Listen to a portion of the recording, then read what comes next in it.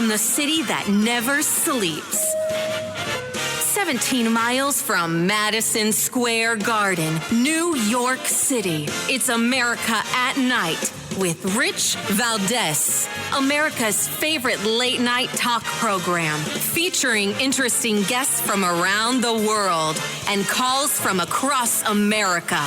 And now, here is your host, Rich Valdez.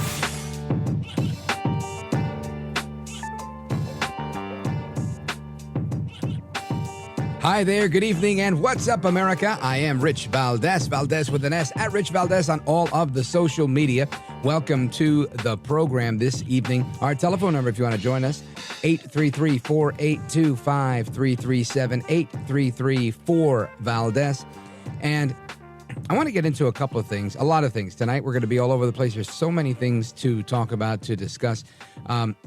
Let's see, in just a few minutes, former Congresswoman, Hawaii Congresswoman Tulsi Gabbard is scheduled to join us. I'm looking forward to our conversation with her. We're also going to talk about how Germany is proposing seizing the financial assets of a Russian financial group. We're going to get into that later because that, believe it or not, plays a big role in a lot of things. And we also have someone that was undercover at the UCLA riot that the pro-Hamas people put on and was broken up by police. So we're going to get the play-by-play from him in a little bit. But first, I want to talk about some of the news because obviously there's a lot that's going on. Biden has finally condemned the violent anti-Israeli protests, but he refuses to take any type of action. He won't call up the National Guard. He's just saying, it's wrong, but, we encourage free speech. And, it's funny. Everybody wants to encourage free speech and peaceful protests. But when you look at these videos, there's nothing peaceful about these protests, right? I mean, it's absolutely the exact opposite of peaceful. So we'll get into that in a little bit. I don't want to jump the gun on that. But interesting that the border is still wide open, and you've got folks from different terror groups just waltzing right into the country. A suspected ISIS member illegally crossed the border and lived in the U.S. for 2 years. How about that? Now, this suspected member of the terrorist group ISIS was arrested by U.S. Immigration and Customs Enforcement after living in the United States for 2 years after he illegally crossed the border back in 2022. The man, 33 years old, Jokovir Atov, and he crossed into Arizona and was apprehended by Border Patrol agents back in February of 2022. This is according to NBC News, as reported in townhall.com. And at the time, U.S. officials couldn't find any derogatory information on Mr. Atov. So he was released inside the United States on bond. In May of 2023, a year ago now, Uzbekistan put out a notice that Mr. Atov was wanted in Uzbekistan for being affiliated with ISIS. Lo and behold. So 2 months ago in March of 2024, U.S. government officials were reviewing Mr. Atov's application for asylum when they discovered the international notice from Uzbekistan. From there, officials connected it with a man living in Maryland. And Mr. Atov was arrested on April 17th in Baltimore. He's currently in custody in Pennsylvania. And that's a good story, right? I mean, finally we figured out that we got a bad guy. We got one bad guy. Think of how many bad guys we're not getting because of these same policies that allow the border to be open. Here's a quote from the article. Multiple former Department of Homeland Security officials interviewed by NBC News said the case raises concerns about how quickly and frequently the U.S. can do follow-up vetting on migrants who have already crossed the border. While no derogatory information existed on Mr. Atov, and that's Attoev, I'm pretty sure I'm saying it wrong, but that's how it's how I phonetically sounded it out. Give me a break. And at the time, he crossed the border back in 2022. The notice from the Uzbekistan government back in 23 was not initially checked against the list of immigrants living in the U.S. So now he's awaiting a court hearing. Well, what does that tell you? That's a gaping loophole. One that could be intentional, maybe one that's not. But this is stupid. It's stupid that we have this going on. I mean, really. Well, how else can you describe it? I don't have another way of describing it. This is a very, very dumb practice. Very dumb. Let's continue. Michigan. New poll results are in. Listen to this. Trump is crushing Biden by 15 points in Michigan. Went for Biden back in 2020. 6 months ahead of the November election, President Trump is leading Democrat President Joe Biden by a whopping 15 points in Michigan.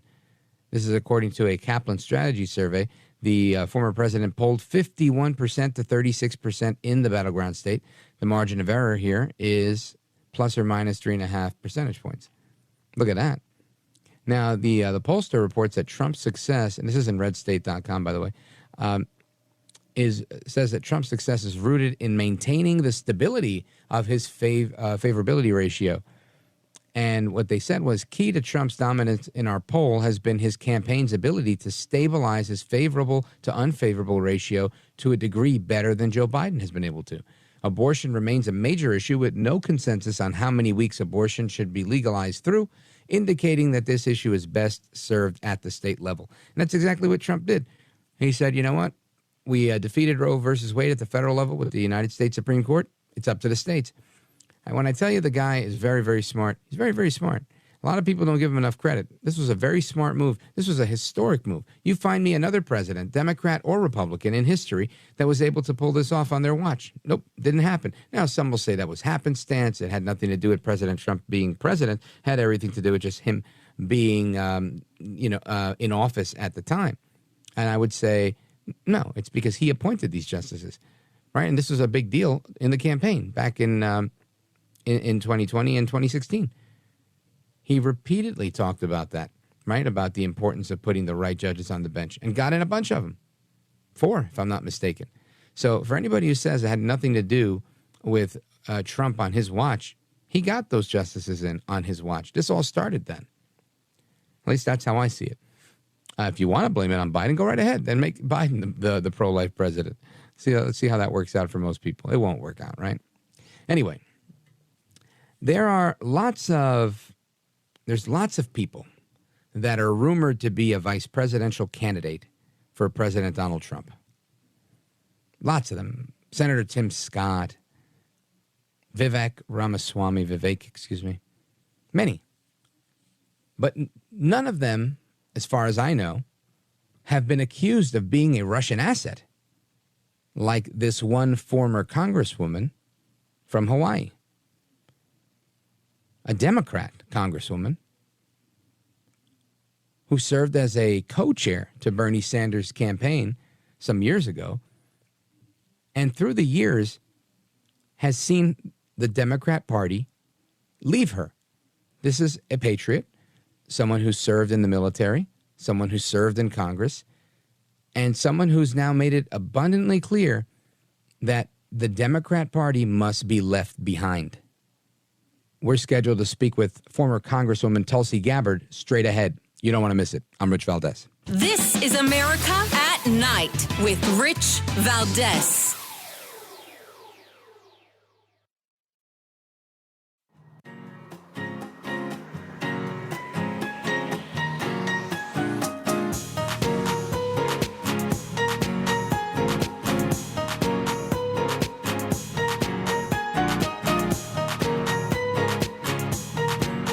Well, thank you, Rich, and thank you for everything. I know you very well, and I listen, but I have a lot of people that listen, and they love your show, and I appreciate it very much. America at Night with Rich Valdez.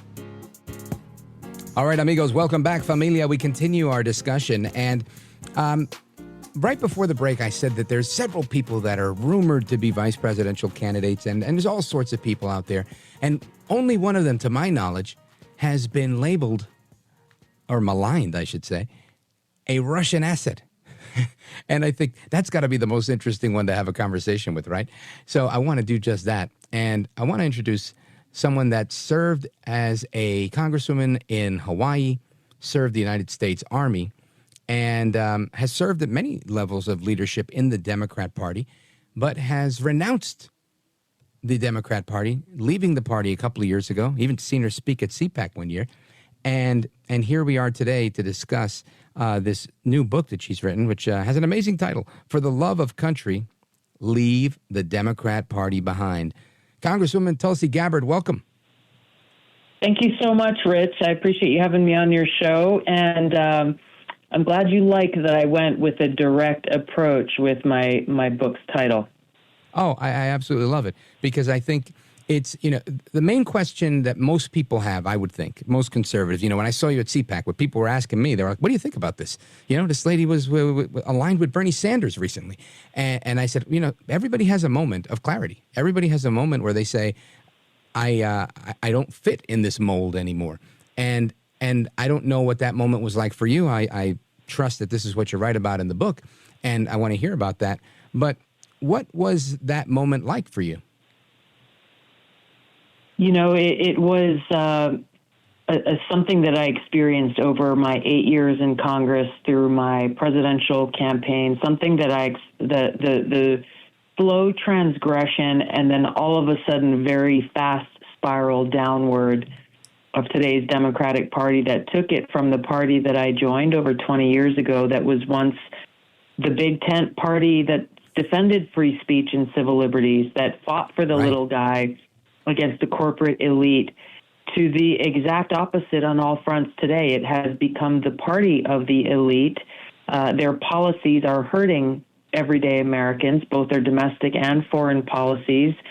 And as we are seeing now, they are undermining the rule of law. They are undermining our democracy. They not only won't defend free speech, they are censoring our free speech, telling us that they and they alone must be the ones to decide whose voices are allowed to be heard and whose are not. The last thing I'll mention, and this is something that I started to experience in a full force kind of way when I ran for president in the Democratic primary in 2020, they're using the same tactics and then some on Donald Trump that I experienced the brunt of when I was a candidate for president. They are throwing everything they possibly can at him, successfully so far, tying him up in court, draining him of time and resources. They cannot defeat him on substance.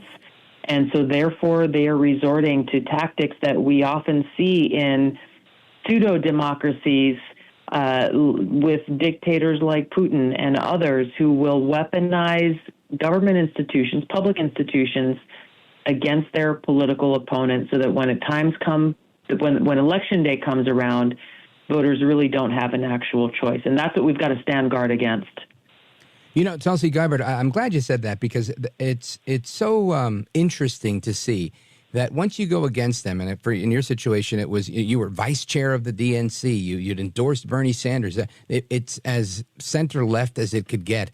But the minute that you were against Hillary Clinton and the rest of the establishment Democrats, all of a sudden you were accused of being a Russian asset. And I can't help but laugh at stuff like that. And I'm not saying that you are or you aren't, but it's just that's what they said about Trump. That's what they say about everybody they don't like. And it's laughable to a point, but it's really sad at the same time. And this is why it was so disheartening for me when Hillary Clinton, she was the one who really launched that full force against me. The thing that made me the most sad was not like, oh man, I feel bad for myself. It was knowing, it wasn't that at all. It was knowing that there are a lot of other people who were watching that and seeing it and believing her, even though there was no evidence, even though, I still serve in our military now for over 21 years. I proudly wear the cloth of our country, served as a member of Congress at that time, and receiving the highest classification of briefings. And yet she says this thing that says that somehow I'm a Russian asset or a traitor to my country that I love and I'm willing to die for. And the mainstream media doesn't question it. They repeat it with the hopes that enough people will believe it so that they don't actually hear the message of truth about the cost of war, about how their policies are hurting Americans, ruining my credibility. And they're doing this against Donald Trump. They're doing this against Bobby Kennedy. They're doing this literally against anyone who dares to challenge their authority. They cannot debate on substance.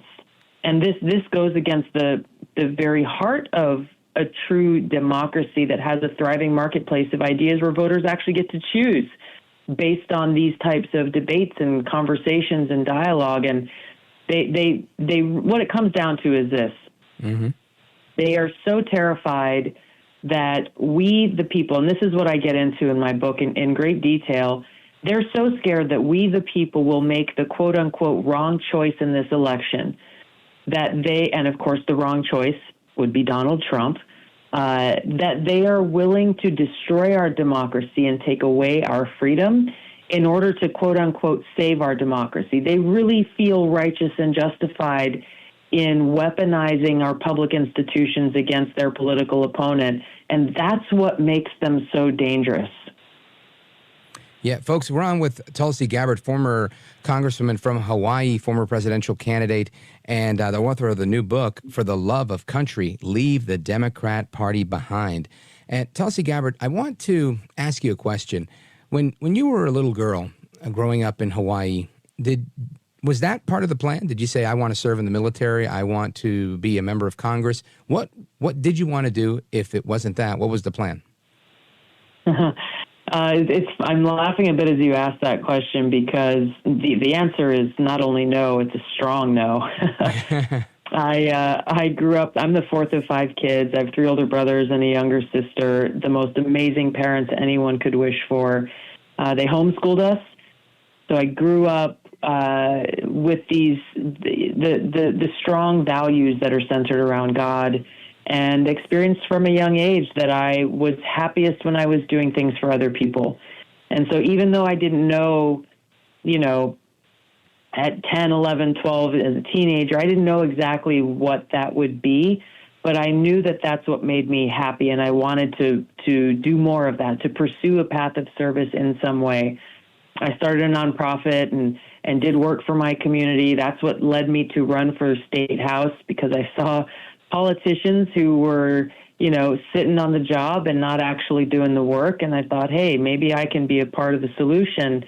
And it was really 9/11 that drove me, like so many Americans, to enlist in the military. And that first deployment to Iraq changed my life. I served in a medical unit where every day I was confronted with the high human cost of war. I saw every day just in our camp the war profiteering of the military-industrial complex. And I came back from that deployment. I was a state representative before I left, and I came back searching for a way to make a positive difference with those experiences that I had had in Iraq in 2005, and basically influence or impact the decisions that politicians are making about war and peace, our men and women in uniform, because I experienced how too many of them don't care or they don't know. And that's what ultimately led me to run for Congress and to run for president in 2020. What a story. Folks, again, the book is For the Love of Country, Leave the Democrat Party Behind. Tulsi Gabbard, I would imagine there are still some critics out there, but I think this conversation opens up the minds of a lot of individuals who may have been skeptical before and really understand where you're coming from when you're on the other side, the receiving end of the Democrats and the deep state. Tulsi Gabbard, you are a gentlewoman. Thank you, a patriot and a scholar, and I appreciate you being with us tonight. I appreciate it, Rich. Thank you so much. Aloha. Take care. God bless. Folks, we continue with your calls and more and reactions straight ahead. 833-482-5337. 833-4-VALDEZ.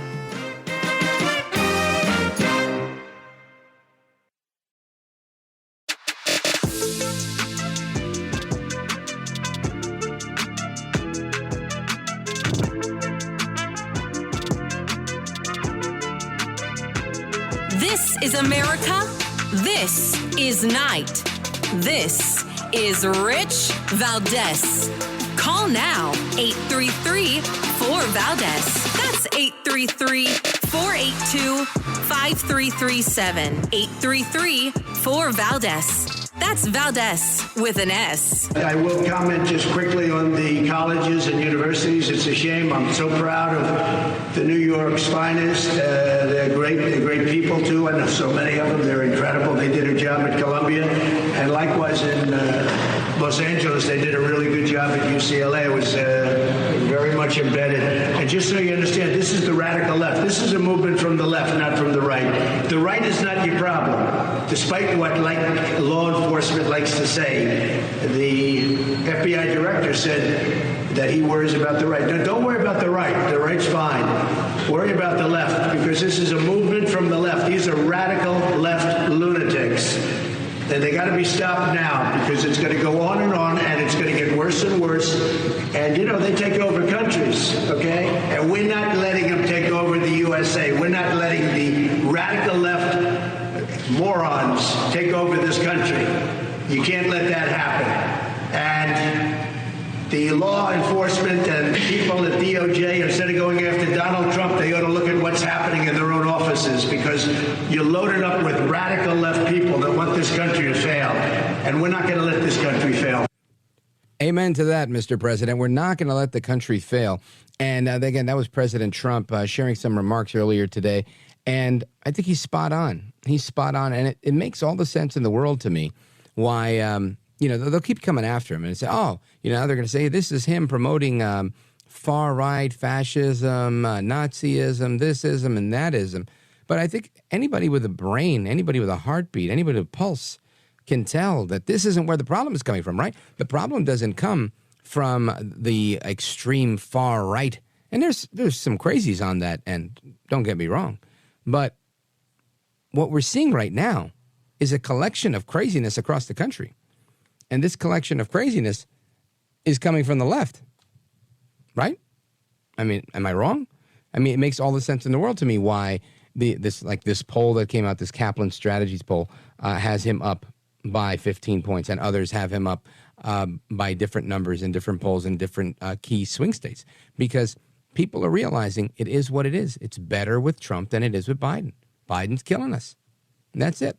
Whether it comes to the strength of the dollar, the strength of the economy, do we have continued inflation? If we continue spending the way we do, it doesn't matter what type of interest rate raising we do. We're never going to ease inflation. I mean, yes, it's come down, understood. But we're not going to get to where we need to be, back to the Trump days, 1.25, 1.4. We're not going to get there. How can we if we continue spending and spending and spending? As we've heard from major economists that have been on this program, we're softening our bond market. Right now, we're softening our housing market. The minute we start to really soften our currency, and some would argue with me saying we've totally done that already. I wouldn't go there just yet, because I think we have one of the strongest, if not the strongest, fiat currency out there. And it's a game that most politicians in our country know how to play really well. And that makes it salvageable. But without a return to the gold standard, without really a significant investment in making things better, they won't get better. It's simple as that. Anyway, let's get some of your reaction. Let's go to the phones, 833-4825-337, 833-4-Valdez. And let's go to Pittsburgh, Pennsylvania, KDKA. That's America's oldest radio station, by the way, commercial radio station in continuous use. And let's check in with Jim. Jim, go right ahead. You're on with Rich Valdez. How you doing, Rich? Let's talk about Tulsi Gabbard. I'm not sure how to pronounce it. Tulsi Gabbard. But yeah. I've been following politics for 50 years. I graduated from the University of Pittsburgh in 1975. I was studying as Watergate was going down. Now, what she said is absolutely true. We had a professor told the class, power corrupts, absolute power absolutely corrupts. And she's right. They'll destroy the economy to stay in power. They don't care. She made that. I heard her make that statement in her book. And they don't care they don't care about the country at all. All they care about is power and what they can steal and cheat. Mm-hmm. It's such a shame that that's true, Jim. It really is. Yes, people, they say, oh, you're out of your mind. I go, no, I've been following the political scene as a hobby for all these years. I never worked in government. I was going to become a lawyer. I got to law school. They were all going to jail at the time. And I got out of that. But, I was actually studying it as the Watergate scandal was unraveling. And, when I heard her speak, it resonated because I've said all these same things she said. They want the power so bad. I don't care. Trump makes it easy because he's like a bull in a china shop. You need to do that because you need someone going to too many Republicans were meek. And I'll give you a good example. When Romney ran, Romney was easy. I mean, he's a rhino, Mitt Romney. It's a joke. Yeah, I mean, but in addition to being a rhino, he's weak. Right, you've got some guys that are considered rhinos out there that are at least war hawks, and they're good on national defense. But that's not the case here, right? Romney was not good at anything other than complaining and siding and voting with the Democrats. Well, another thing you have to keep in mind, you said anybody with a half of a brain. Well, a lot of them are brainwashed, and what happens is Democrats think with their heart and not their head. And Republicans, it's generally the other way around. And so what they do, they is whip up all kind of false stories on Trump, so they demonize him. A good example: democracy is going to. Most people don't even know. They couldn't tell you the three branches of the federal government. They couldn't tell you the executive, legislative, and judicial, and how the checks and balances work. So they're brain dead to begin with. That's how government works. That's scary, very scary to me, and it's a shame that that's what we have going on. But all we can do is like the old African proverb: each one teach one, right? Each one reach one. And we've got to make sure that with our friends, neighbors, and everybody that's in our little circle of life, we have to make sure they know what's going on. Now, some people have a more hard approach and a softer approach, and I don't really care what your approach is. Whatever approach works for you is good. Just make sure you're informing people. It's important to me, and it was good talking to you, Jim. I appreciate it. Make sure you let everybody know everything that you've learned since your days in law school 50 years ago, because you've obviously observed a lot of politics, and I think you have a good take on things. Folks, we're going to come straight back to your calls and more. We've got calls from Florida and more coming in. Don't go anywhere. This is America at Night with Rich Valdez. Call now, 833-4VALDEZ. That's 833-482-5337. 833-4VALDEZ. That's Valdez with an S.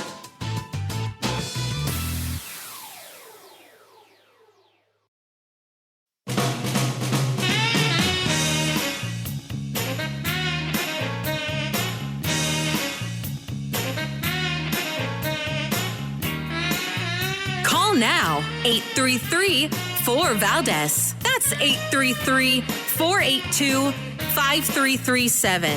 833-4VALDEZ. That's Valdez with an S. Well, I want to know sort of what's their mission. I mean, we have no idea what they've been told. You don't send that many police out unless they have a mission. If it's crowd control, then they seem heavily protected for that. And we're hearing these flashbangs.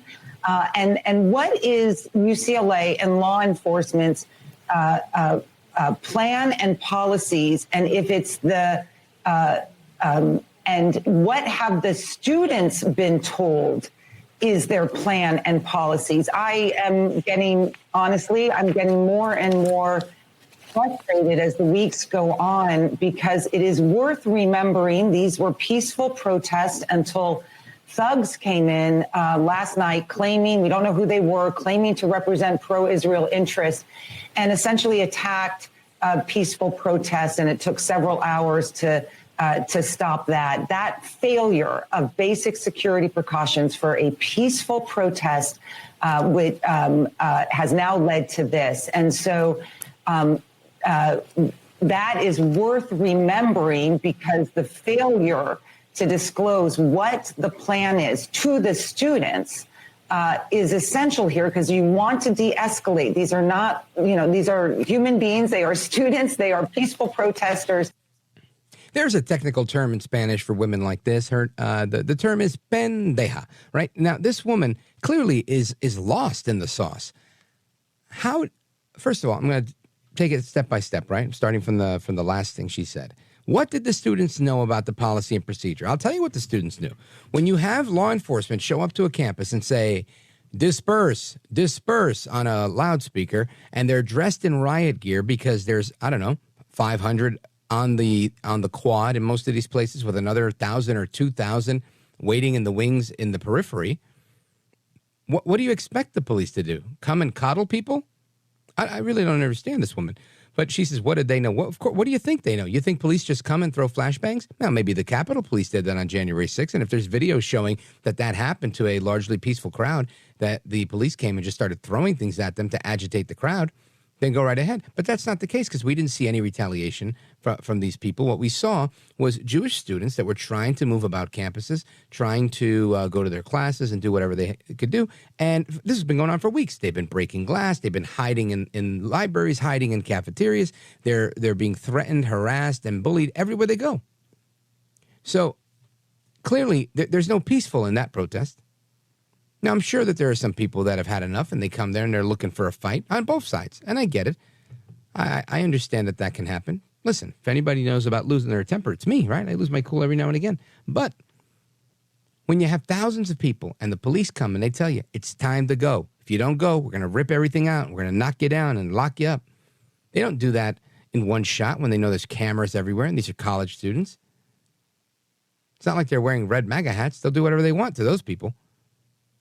But when they're college students that are all wearing and I know I say it wrong, the keffiyeh, the headscarf that you wear in Palestine, then clearly they're going to give them every benefit of the doubt. And when they don't move, then it's roll or get rolled over. I mean, I find this whole thing just so crazy.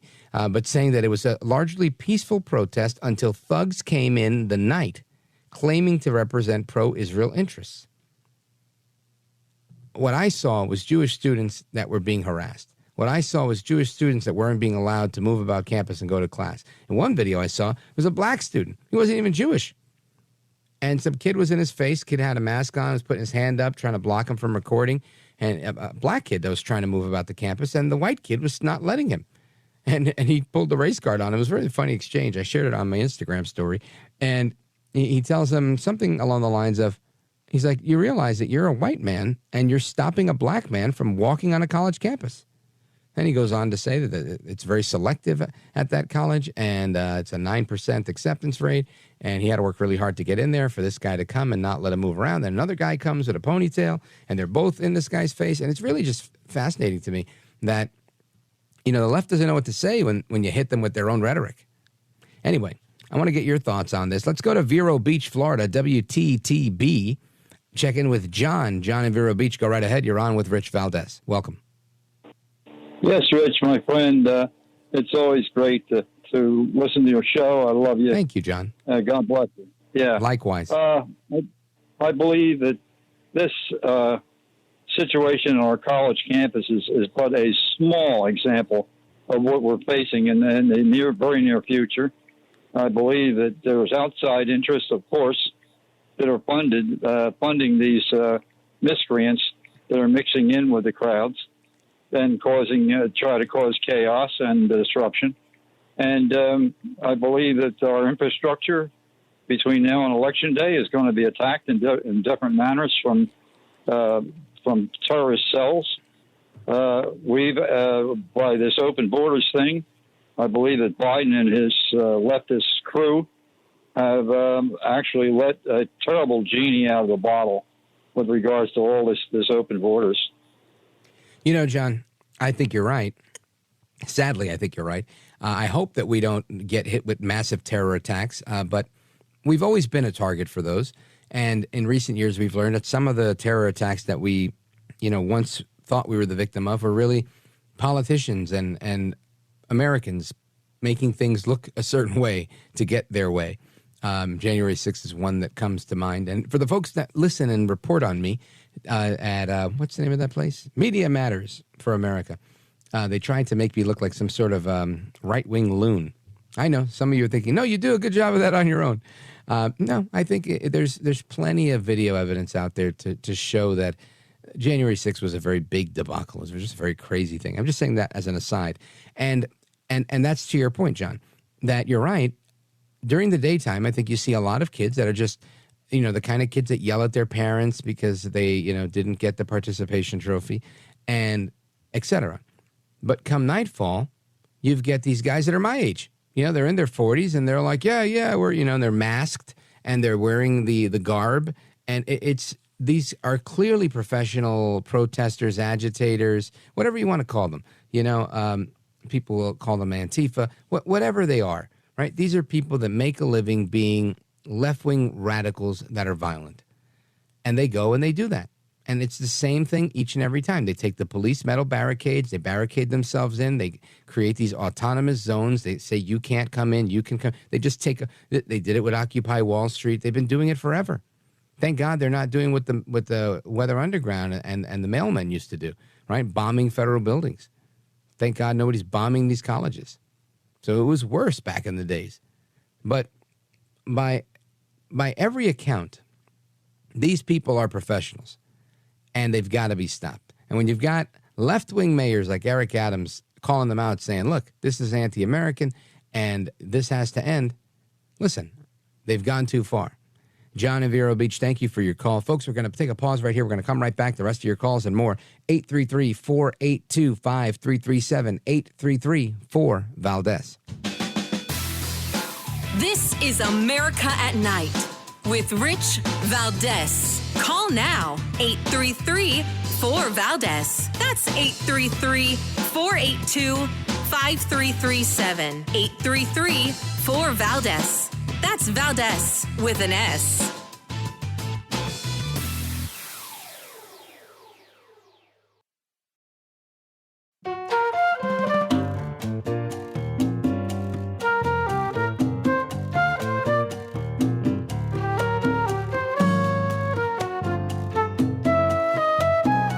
He's brown, he's bald, and he's breaking it down. It's America at Night with Rich Valdez. On the advice of counsel, I'm not going to answer that question, sir. Asserting privilege. Privilege against self-incrimination. And did you knowingly break any laws when investigating President Trump? Objection. Same response. Did you break any laws when you worked at the Manhattan District Attorney's Office? Objection. Same response. Ms. Pomerantz, did you violate any person's constitutional rights when you worked on the Trump investigation? Objection. I have the same response to your question. Mr. Pomerantz, did you violate any person's constitutional rights while you worked at the Manhattan DA's office? Objection. Same answer. Did you misuse any federal funds while investigating President Trump? Same response. Did you misuse any federal funds while you were working in the Manhattan District Attorney's Office? Same response. And did you violate any New York State bar rules while you were investigating President Trump? Objection. Same response. Did you violate any New York State bar rules while you were working in the Manhattan? You get the picture here. That's Congressman Matt Gaetz grilling Mark Pomerantz on his investigation of Donald Trump. He was one of the Democrats that was brought in to investigate Donald Trump in the New York prosecutor's office. And what's interesting here is, again, the questions, again, I have the transcript in front of me, so I can give you, these are very straightforward questions. Somebody asks you, right, if you're under oath in front of Congress and they say, did you violate any canons of legal ethics when you were investigating President Trump? And his attorney says, objection. And the man says, on the advice of counsel, I'm not going to answer that question, sir. And the privilege is against self-incrimination. He asks, and did you knowingly break any laws when investigating President Trump?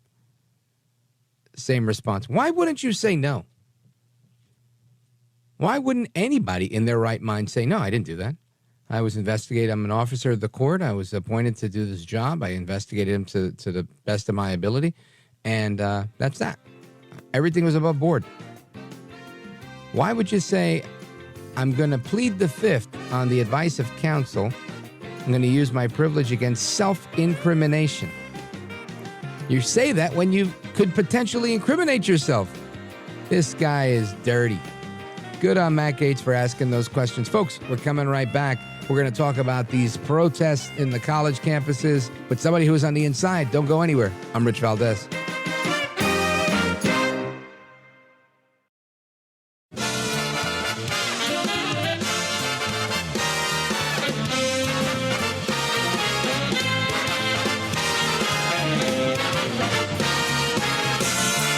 Live from the city that never sleeps. 17 miles from Madison Square Garden, New York City. It's America at Night with Rich Valdez, America's favorite late night talk program, featuring interesting guests from around the world and calls from across America. And now, here is your host, Rich Valdez. Hi there, good evening, and what's up, America? I am Rich Valdez, Valdez with an S, at Rich Valdez on all of the social media.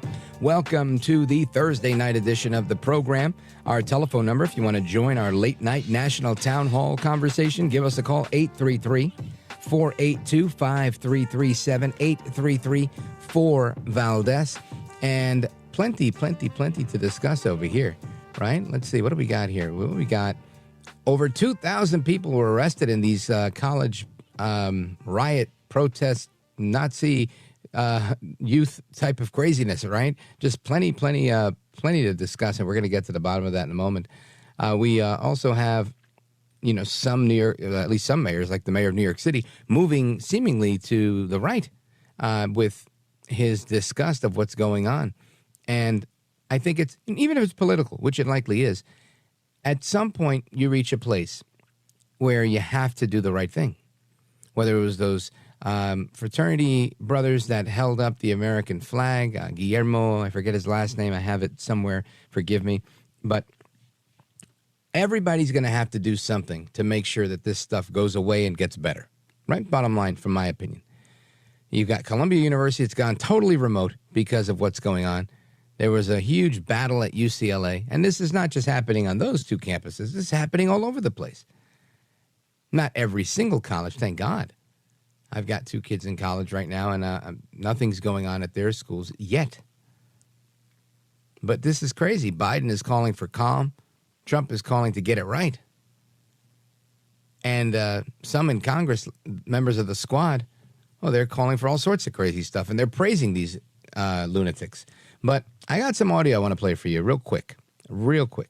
And one of them is a report from NBC4 in Los Angeles. So you can get a sense of what actually happened with this encampment, this autonomous zone, what they're calling a protest, and I'll call a riot, on the campus of UCLA. The encampment has become a fortress, what appears to be a private state on public land. To enter, you must pass through the encampment's own security. You must be given a wristband to enter.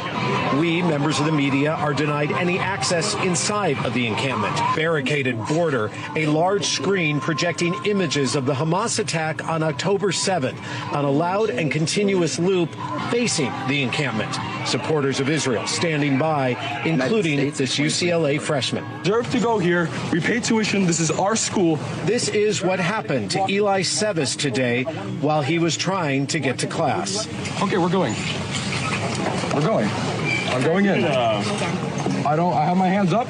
I'm not hurting them. Pro-Palestinian protester seen on camera attacking a pro-Israeli demonstrator.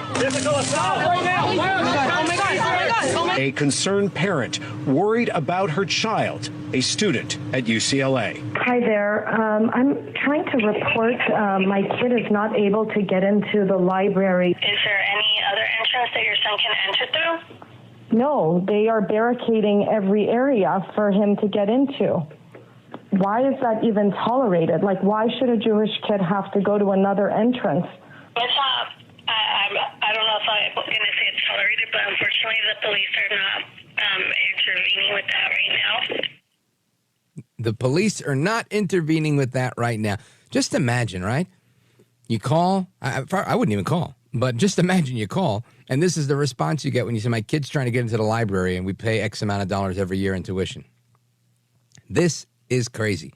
And I want to get to the bottom of this because, interestingly enough, the director of internal affairs of the California College Republicans, Anthony Mansfield, he was undercover on the campus of UCLA when this was going on, and he was dressed up as an Antifa agitator so he could capture the information and find out what was going on. And we've got him with us now. Anthony Mansfield, welcome to the program. Hey there. Happy to be here. So let's talk about this. You're a law school student, and you're involved politically with the college Republicans and with the California College Republicans. And hoping that you can really give us the play-by-play here. So part of your role as the internal affairs director is to kind of go to the different campuses and see what's going on. Is that correct? Yeah, I check up on all of our different chapters. I check up on just the natural state of affairs on campuses. And obviously the situation is very kinetic on an array of campuses as well. So it's kind of my job to kind of look over all of our college Republicans and make sure everybody's safe. And when you're doing that, I'm guessing you usually go in your regular college Republican attire, but sometimes you can't because you'll get attacked, like in a situation like this. So you got to switch it up. Is that right? Yeah, definitely. Sometimes you gotta blend in, and I would say college Republicans are very good at being able to blend in with the crowds here, since we're so few in number on campuses. Yeah, I totally get it. I spent a number of years as the national field director for James O'Keefe's Project Veritas when he was in charge. And we did a lot of that. We did a whole lot of blending in a lot of places. So, Anthony Mansfield, you decide to go, you're a law student at USC, but you decide to go to UCLA to see, what everything is all about. Let's take it from there. Yeah, absolutely. Myself and a couple other brave college Republicans, I decided to lead a team undercover to go check out what's going on, at least so we could have a couple people with us as backup, Part of that, though, is we didn't want to stick out as one side of the protest or possibly like agitators. We wanted to look like who had the home field advantage, and that was obviously the Palestinian Gaza crowd that was already there, their encampments. They, by all intents and purposes, they had a full fortress. What did you do in order to blend in? What did you wear? How did you dress? Yeah, so we've been studying Antifa for a while. We've been studying on-campus, communists, groups like that, understanding who they are, what they do, how they speak, their codes, as well as what did the local people look like as they're protesting. So it's getting those white and black kiffas, dressing in black bloc, wearing black sunglasses, looking just like everybody else. So we had to... Did you put masks on? Yes, we had kiffas covering our face as well as sunglasses, so that we wouldn't be identified, and also so we wouldn't stick out in any capacity. Now, did you see? I'm seeing stuff that I'm watching on television. I see that there was people were tagging up with graffiti, different things. Did you see any graffiti? Did you see any anarchist symbols? Any hammers and sickles? I saw a couple of anarchy symbols. I saw a lot of expletives towards Israel, a lot of expletives towards law enforcement, just very disgusting things written on the walls. Now, you would think it's a truck stop bathroom. Yeah. Wow. In UCLA, of all places. So now, when you go, give us, what it really looked like. So you arrive, you go there, but how many people did you go with? You guys were dressed, like you said, in black bloc like Antifa, or wearing the kifa on your head, looking like a pro-Palestinian protester. You get there. What was your first, in as much as you could say without letting the cat out of the bag, but I want to kind of get the picture of you guys roll up. Is it morning? Is it lunch? Is it evening? What does it look like? We came in at dusk time, and that's because, on the videos, you'll see a lot of the real craziness happens when the sun goes down. During the daytime, you'll see a higher population of crowds because we've been to a few different campuses, and but especially UCLA, the student population to, I would say, just random passerby or quote unquote local activist is a little higher during the daytime. But once the night comes and once the sun goes down, that's when everybody that is, especially non-students, start showing up. That's when the fights start. There's no police presence. There's a little bit of security, but it's predominantly the Wild West. And once the sun goes down and counter-protesters show up, as well as other people infighting inside the camps, that's when fireworks go off. That's when people are shooting mortar fireworks at each other. There's fist fights. People are hitting each other with sticks. There's bear spray being deployed all over the place. It's really like the fog of war. And if you're not really ready for that, it's going to be very shocking. Now, Anthony Mansfield, when you get there, what was it that you saw, right? Because you got conflicting reports. NBC Los Angeles is reporting that pro-Israeli students or Jewish students are, were getting attacked by this mob that took over the quad. And, of course, the other side says, no, these Israelis were very, the pro-Israeli side was very militant, and they were the ones starting the fights. What did you observe? Yeah, at first there was no counter protesters at first when I showed up, and things were a little tame. But you could see people were prepping for a fight by the time the night came down. In this case, I don't know who the counter protesters are. Counter protesters were wearing black and masks as well. It could realistically be anybody. There's a couple students with their Israeli flags, but not enough for me to really portray that as a Israeli on pro-Palestinian fight or like attack there. But what I did see was a lot of the local encampment members were armed and ready for a fight. So they were preemptively. Were these guys your age, 20-somethings, or are they like my age, 30-something, 40-something? So during the daytime, it's a few little around 20-something, but once the sun goes down, that's when a lot of the older people show up, 30-year-olds, 40-year-olds. In some cases, clearly not college students. Yeah, no way. When I was walking around the encampments and talking to people, I was having a hard time finding actual students. Most of them were just local people that decided this is when they're going to come down and brawl. Wow. Folks, we're on with Anthony Mansfield. Let me just take a quick pause right here, Anthony. We're going to come right back and get the rest of that story. And there's a headline in the New York Post that I want you to react to when we come back, because nearly half of the anti-Israeli protesters arrested at Columbia University and City College weren't even students, and that's according to the NYPD. So we'll delve into that and get your reaction to that as well. Folks, again, Anthony Mansfield is with us. He is a law student at USC Law School, and he's also the Director of Internal Affairs at the California College Republicans. Don't go anywhere. This is America at Night with Rich Valdez.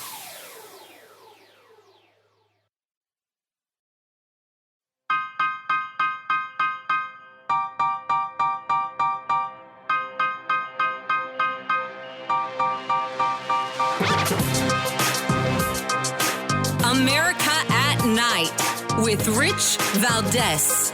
Now, according to police sources, once the police got inside, they deployed 4 so-called flashbang grenades. They did not use tear gas or any other force. They were then able to locate the protesters and start making arrests. Now, the university and police believe the group that broke into and occupied the building was led by individuals who are not students or affiliated with the school at all. Police sources tell us about 50 arrests inside the building, most not Columbia students. They are, quote, mostly professionals. That's ABC News 7 New York City, and the report is that they're not students, they are professionals. Nearly half of the anti-Israel protesters arrested at Columbia and City College weren't students, according to the police. These were professionals. Let's bring back our guest, Anthony Mansfield, a law student at USC and the Director of Internal Affairs for the California College Republicans.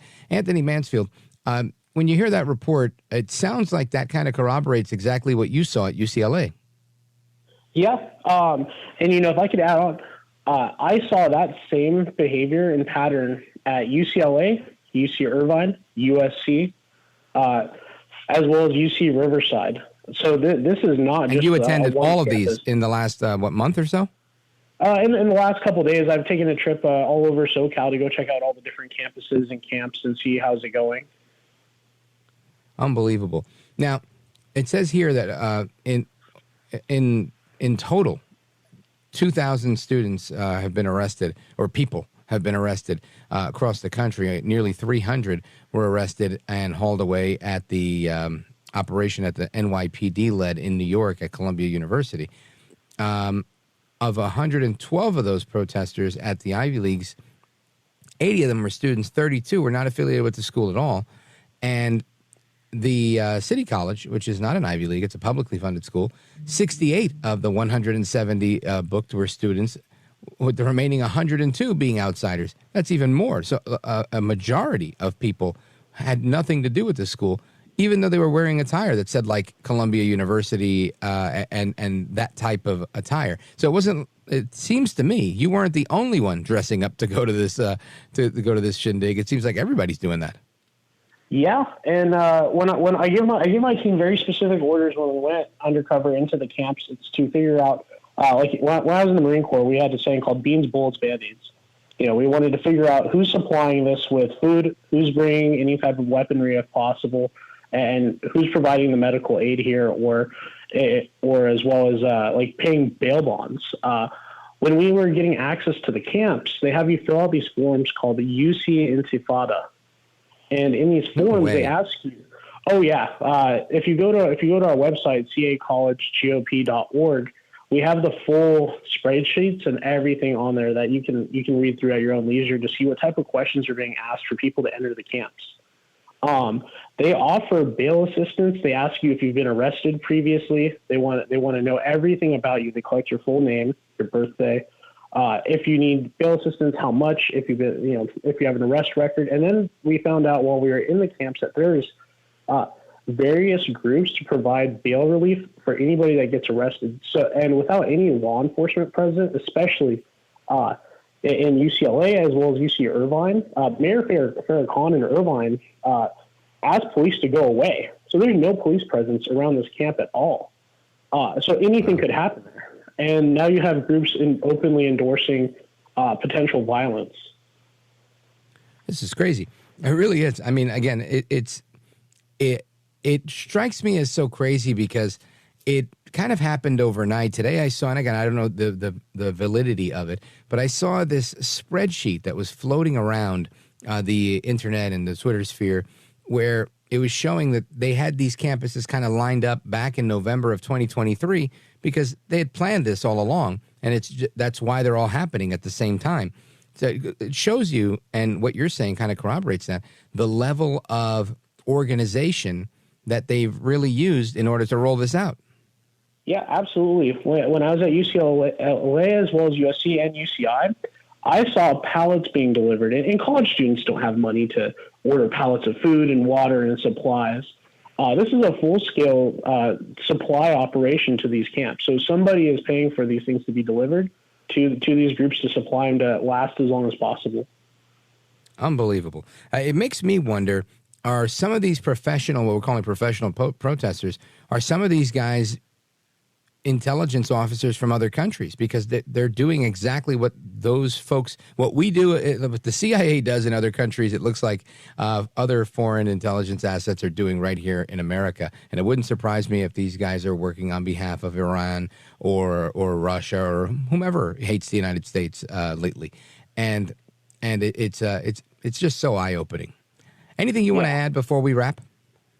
I want to express my gratitude for you having me on your show to give the inside scoop from us at Undercover. My thanks to the California College Republicans. And again, please come check out our website, cacollegegop.org.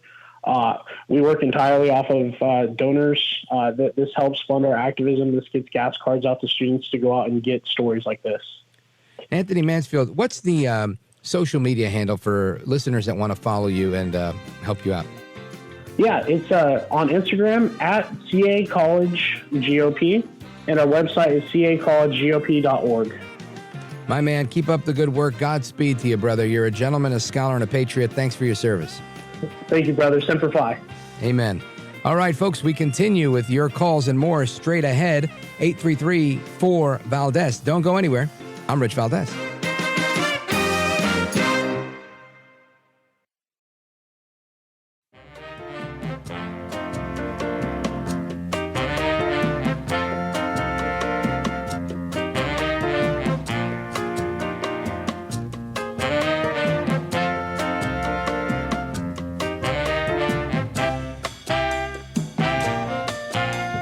Mr. Call Screener, who is a budding radio star, by the way. Richie Valdez is terrific. This is America at Night with Rich Valdez. Call now, 833-4-VALDEZ. That's 833-482-5337. 833-4-VALDEZ. That's Valdez with an S. I am deeply moved by the courageous young people in more than 100 encampments at colleges across our nation. They are coming together in a way I wish my colleagues would welcome.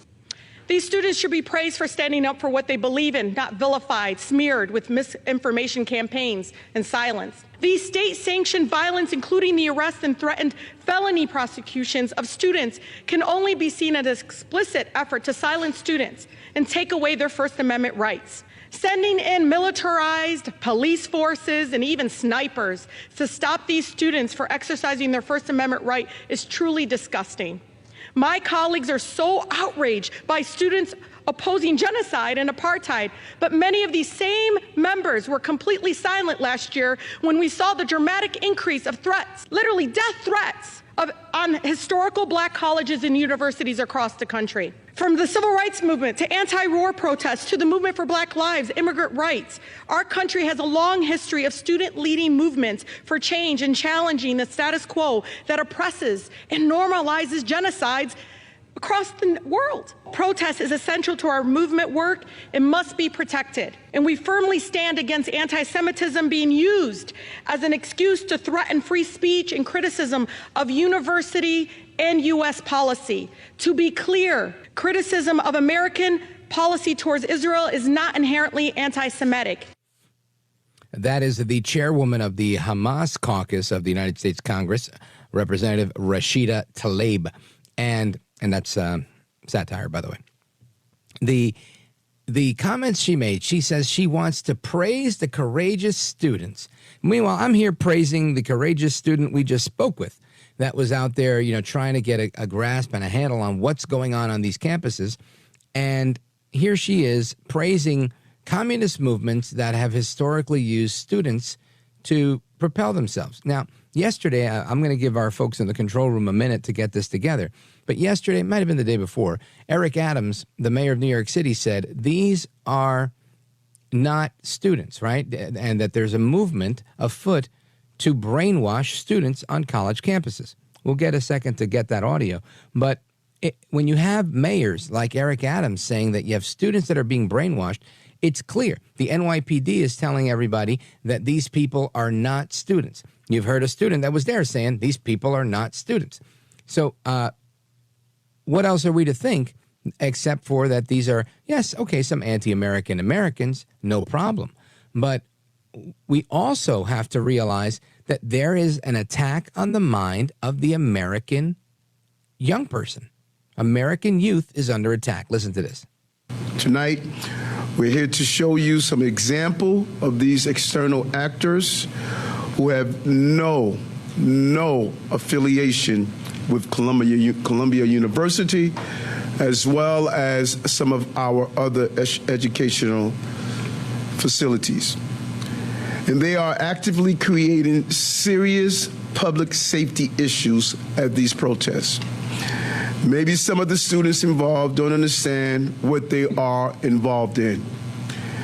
We urge those and everyone else violating Columbia's order to leave the area and leave the area now. And if you are a parent or guardian of a student, please call your child and urge them to leave the area before the situation escalates in any way. This is for their own safety and for the safety of others. Now, listen, it's a special day in America when Eric Adams is giving this warning. Listen, he's not saying this because he's trying to get reelected. I don't believe it. I don't see the upside. I think he's doing this because he truly feels, holy crap, I've screwed up. I have allowed all of the politics that he's ignored and written off as politics. And, of course, there's guys like me here, right? McCarthyites, if you will, that we can see a communist movement coming a mile away. And maybe I'm wrong. You can disagree with me. But I look at everything that way. I always think that this is subversion, right? Ideological subversion. I listened when Yuri Bezmenov was explaining to us that it's ideological subversion from the communists that is coming into America to destabilize America. I paid very close attention to that. And here we have it. It's right in our faces. And you've got Eric Adams, of all people, being the one to sound the alarm. And again, I'm not a fan of Eric Adams. I've endorsed every opponent he's had. But the bottom line here is we have to do a better job. Now, before we take a pause for the break, I want to go to Steve in Winona, Minnesota, KWNO. Go right ahead, Steve. You're on with Rich Valdez. Welcome. Yes, thanks for taking my call. I just, when America was at war with Afghanistan or Iran, our people were saying, you know, it wasn't the Muslim people we were fighting against. They were good people. It was the military terrorist government. But here, in these protests, I'm not hearing people saying they're protesting the Israeli military. It's hate all Jews and all over the world. Right. Yeah, that's an excellent point. You're right. And nobody seems to care. No, they don't. Unbelievable. Well, Steve, thank you for your observation. I appreciate the call. Big shout out to everybody listening in Minnesota, especially Winona on KWNO. Folks, we're coming right back. Your calls, more, and a little something about Russia. Don't go anywhere.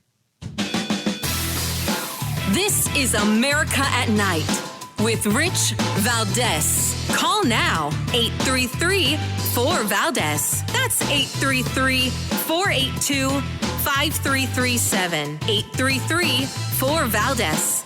That's Valdez with an S.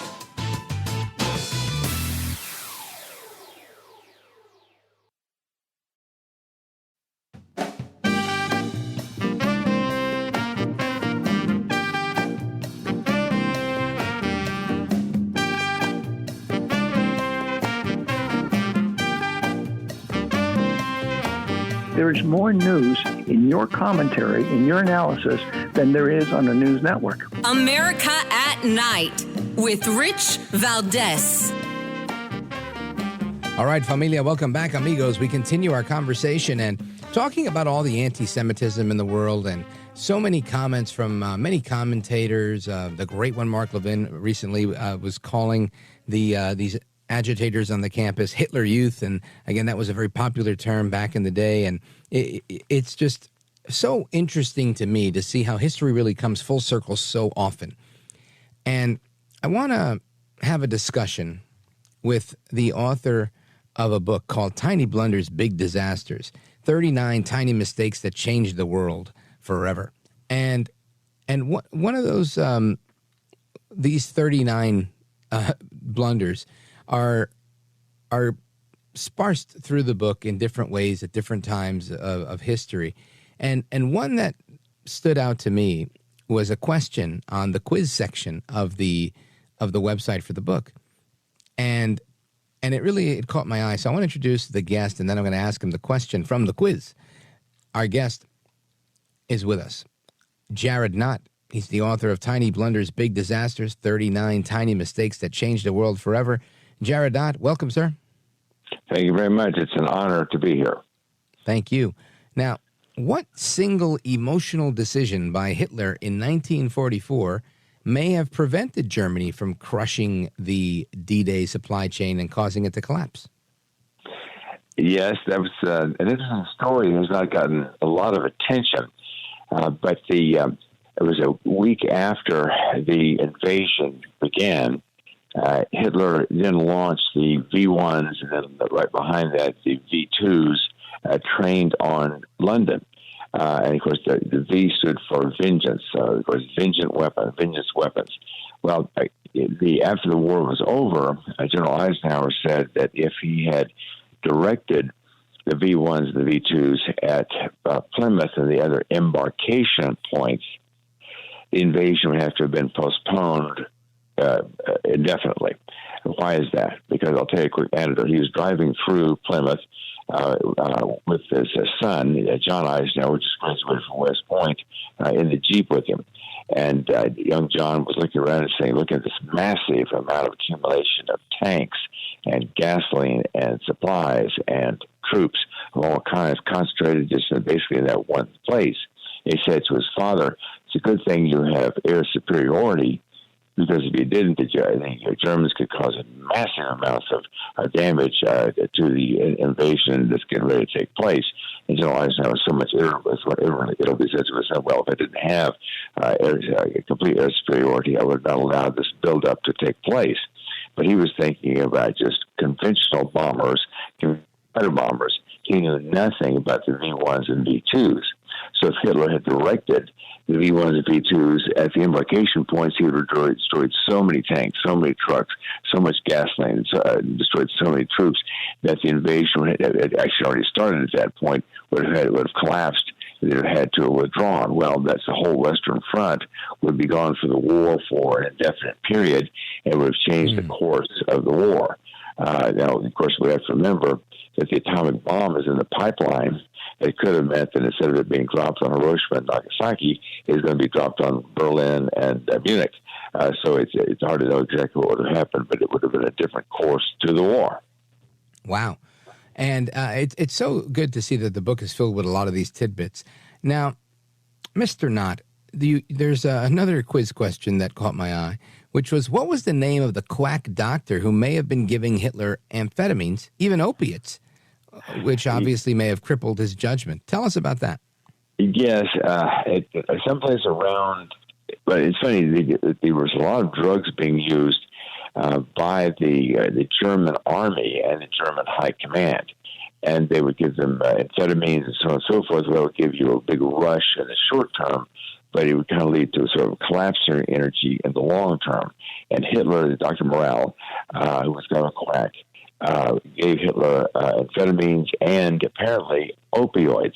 And at the very end of the war, and Hitler throws the doctor out of his bunker, very angry, upset. You've been giving me opioids, and so on and so forth. Well, it obviously changed his makeup. He would back in that period, he would fly into these kind of euphoric periods where he'd give this, stand there to the staff around him and give these hour and a half long speeches about how we're going to crush the enemy, we're going to do this, we're going to do that. And it seemed like the worse the news came coming after the front was, the more he would go into this euphoria.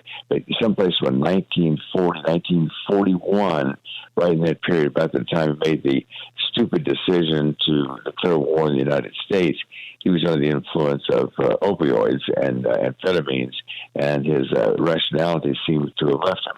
Up until that time, he had been evil but rational, and so it's someplace in that period he started making kind of making foolish decisions.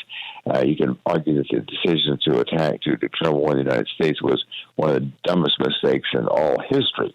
When the Japanese bombed Pearl Harbor, it was not a certain thing that the United States would go to war with Germany also. We could say we have our own war in the Pacific, but there's a limit to what we can do to help the British. So Hitler had not declared, it was Hitler that declared war in the United States, not the other way around. If he had not done that, it might have made a big difference in the outcome, because then the invasion of first North Africa and then Normandy might not have taken place if Hitler had kind of taken a step back, maybe even criticized the Japanese for what they did. It might not have been a war between the United States and Germany at that time. It was hard to say exactly. That was a very unwise decision on the Fuhrer's part, who was maybe sometimes high as a kite on opioids. Yeah, that's interesting, and I'd heard that in the past, but never to this degree of breakdown. But I've heard that he used drugs and whatnot. But it seems like he was being fed drugs, almost a la Michael Jackson, without even knowing that he was on these drugs and making these crazy decisions. Very, very interesting, folks. Again, the book is called Tiny Blunders, Big Disasters: 39 Tiny Mistakes That Changed the World Forever. And Jared Knott is the author. Now, I want to ask you one more question before we go to our break. And what major airborne operation was canceled at the last minute that eventually prevented a major Allied disaster?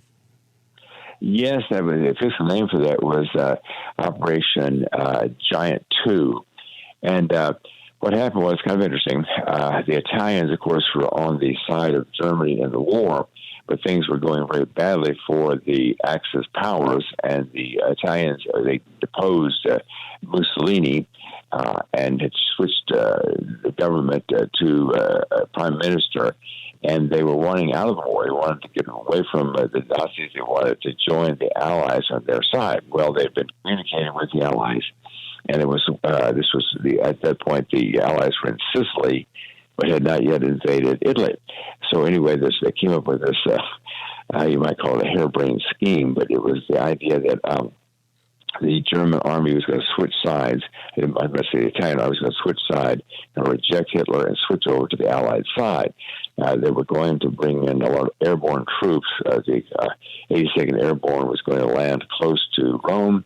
The Italian army was going to then switch sides, and the Italians and the American Army, 82nd Airborne, were going to attack the Germans, and it's going to be a major reversal in the course of the war. Well, of course, the Nazis were not fools. They knew that the Italians were getting to be unreliable. They withdrew all the gasoline. They did not give them any much gasoline. And they also, another key thing was, unlike what the intelligence was telling the Allies, there was a large number of armored units there in the Roman area. General Matthew Ridgway, was the commander of the 82nd Airborne, and he had seen goofy orders coming down from the high command before, and he had a very uneasy feeling about the whole situation. Didn't sound right to him, didn't feel right to him. So with great confrontation, almost to the point of insubordination, he kept insisting that there was not going to work. So finally, General Eisenhower gave him permission to have one of his generals, it was General Maxwell Taylor, to be infiltrated into the Roman area to meet with the Italian army and with the Italian government secretly, just to confirm that they were stand behind the plan, so on and so on. So he infiltrates in, and they kind of pass him off as an American prisoner of war.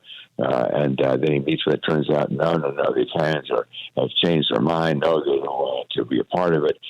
No, they don't have the gasoline. And turns out all these armored units, these German armored units, are right there where the 82nd Airborne would be landing with machine guns and rifles and hand grenades, but no heavy armor whatsoever. Infantry going up against the tanks would have been a suicide mission. They were going to be badly outnumbered. It would have going to be a disaster.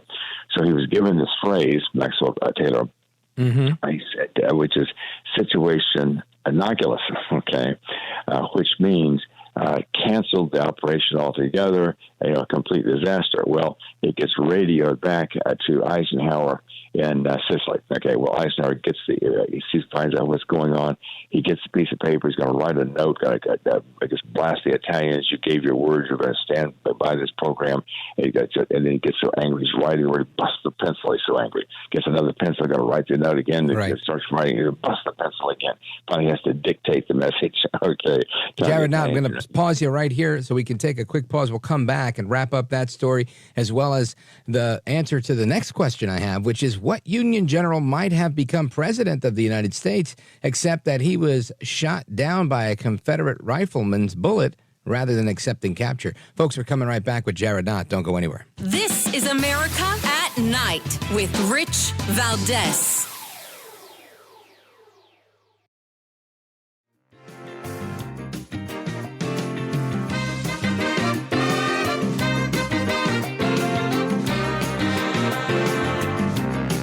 All right, folks, we're on with Jared Knott saying goodnight. Tiny Blunders, Big Disasters is the name of the book. Jared Knott, let them know where they go to get the book. Yes, go to tinyblundersbigdisasters.com. tinyblundersbigdisasters.com. That's the website. We have 2.5 free chapters there. Have the also a portrait gallery with 27 personalities, a little bit of dirt on each one, and also the quiz that you've been referring to. So nice. tinyblundersbigdisasters.com is the website. Jared Knott, thanks for joining us. Folks, Open Phone America is coming up right now. 833-482-5337. 833-4-VALDEZ. Don't go anywhere.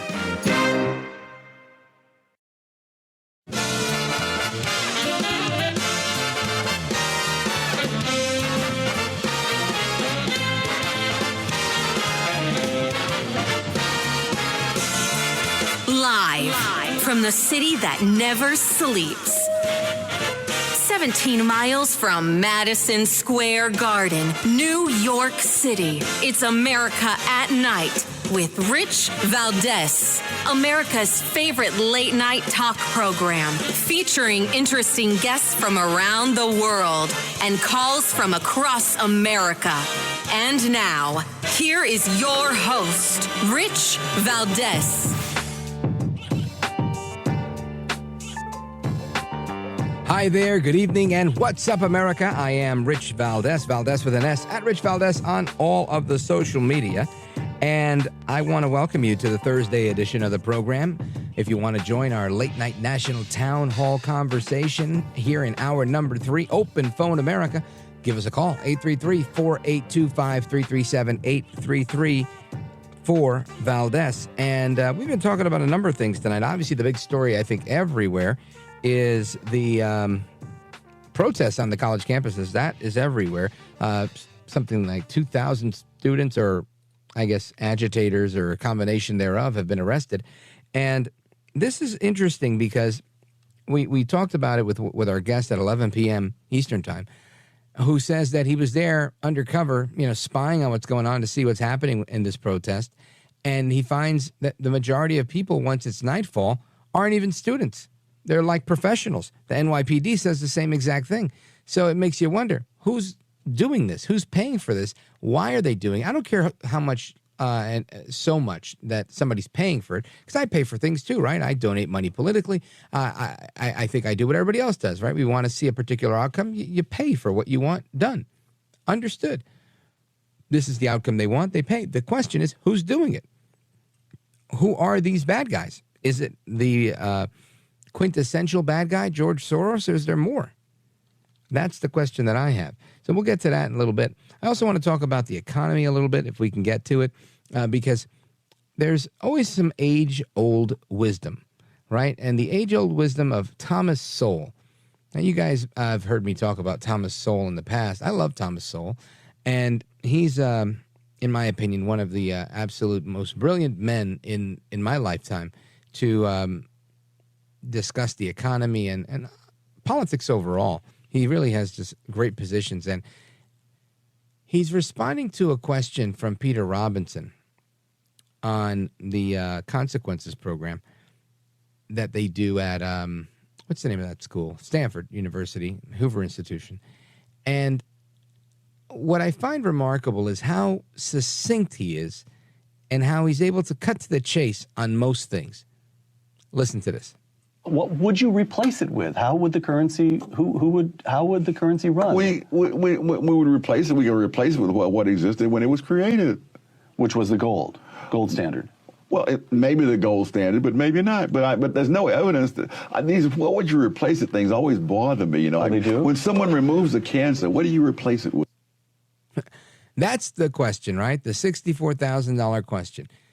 When someone removes a cancer, what do you replace it with? And in this particular exchange, they're talking about fiat currency and how the dollar, in order for it to thrive and continue, needs to be backed by an asset, maybe a precious metal like gold, or tying it to a gold standard, which we've talked to Steve Forbes about on this show. Okay, I'm down for all of those things, and I think they're necessary moving forward because obviously Brazil and Russia and India and China and others, Saudi Arabia, others, right? These guys are trying to eat our lunch with their consortium known as BRICS. And they keep signing up smaller countries that are saying, all right, yeah, I'll get on board with you. And they don't have a currency yet.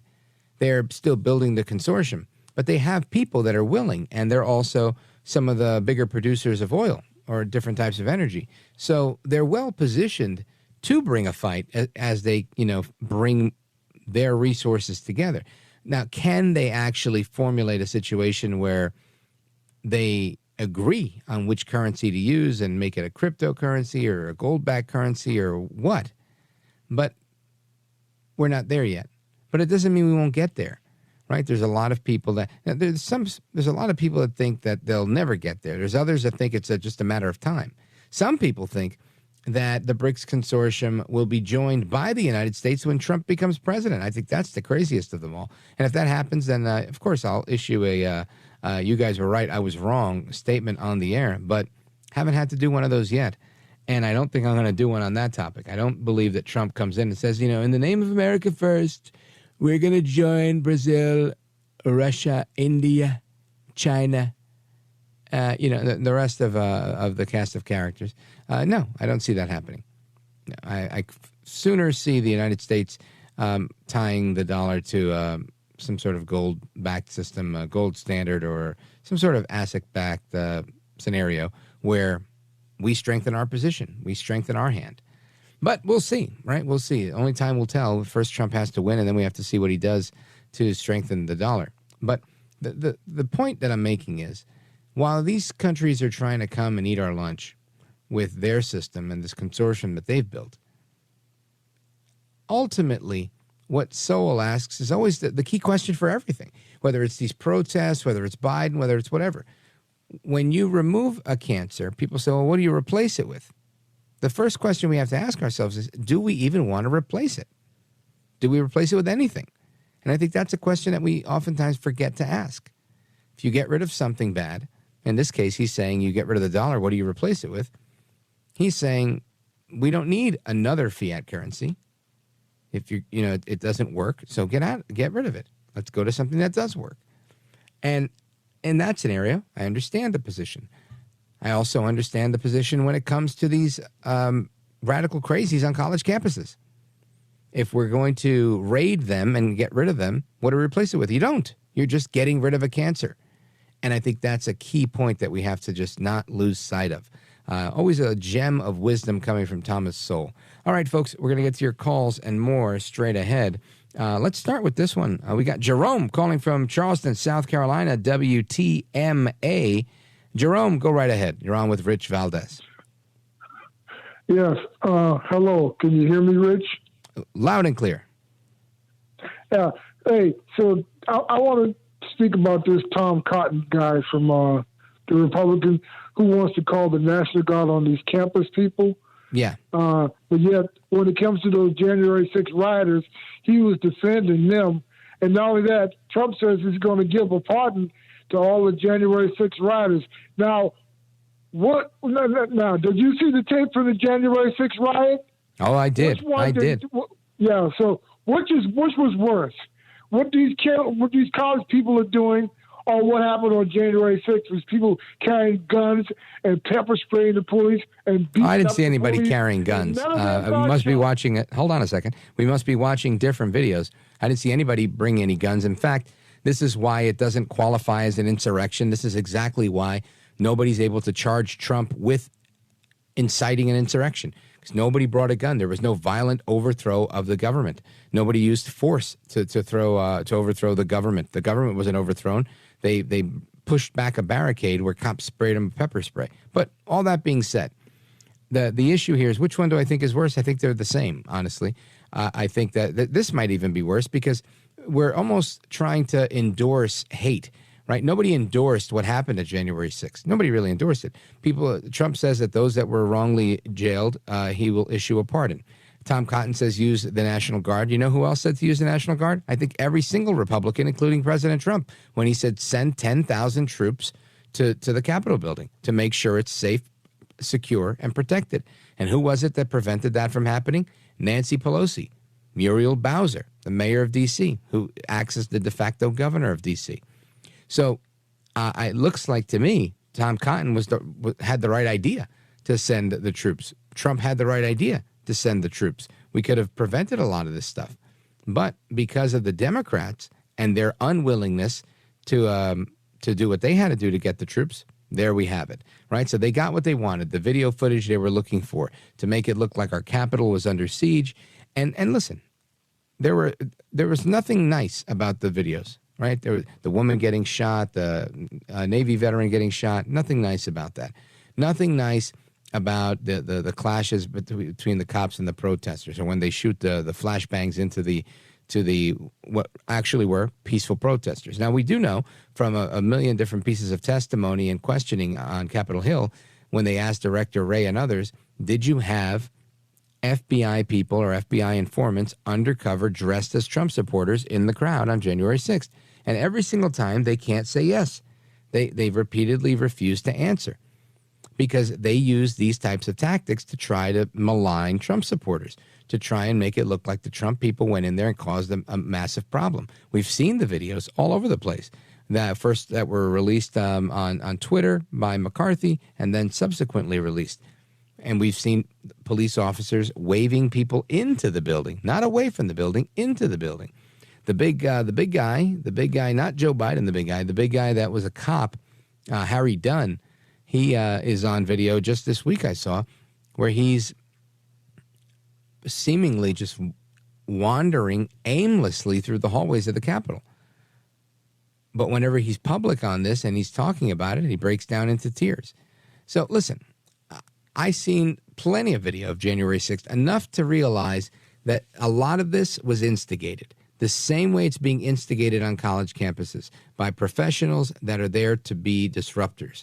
We see it all the time. Wouldn't surprise me in the least if these people are working on behalf of a foreign country as intelligence people trying to disrupt and cause strife in the United States. That's ultimately what they do.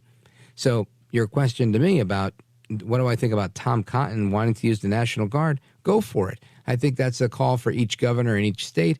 They should call the local police. They should call the state police. And if they need them, they should call the National Guard. Seems like the NYPD was able to handle this, lock up 300 people and call it a day. It seems like in UCLA, same thing. The California Highway Patrol, the state police, they came in. They assisted the LAPD, and they cleared the mess up as well. So to me, it seems like it's working. Now, if the governors in each state think that they need to activate their National Guard in order to take care of this problem, then power to them. They have that authority. They have that power. But what we can't do is sit here and pretend like somehow January 6th is somehow more sinister, more heinous, more anything, and try to give a pass to these people that are openly hating the Jews and preventing Jewish students from getting their education. That's just, it's the wrong thing to do. Right? Oh, we lost him. Okay. Well, folks, we're going to come right back. The rest of your calls and more. Don't move a muscle. This is America at Night with Rich Valdez. Call now, 833-4-VALDEZ. That's 833-482-5337. 833-4-VALDEZ. That's Valdez with an S.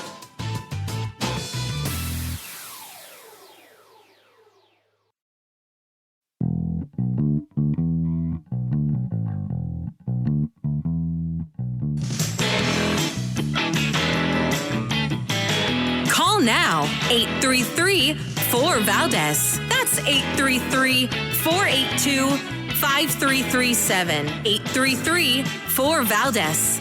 That's Valdez with an S. We need to be very blunt. Democrats should embrace that we do not allow any violence, any anti-Semitism, any Islamophobia. And I think if we don't do that, the Republicans are going to weaponize this issue for the fall election.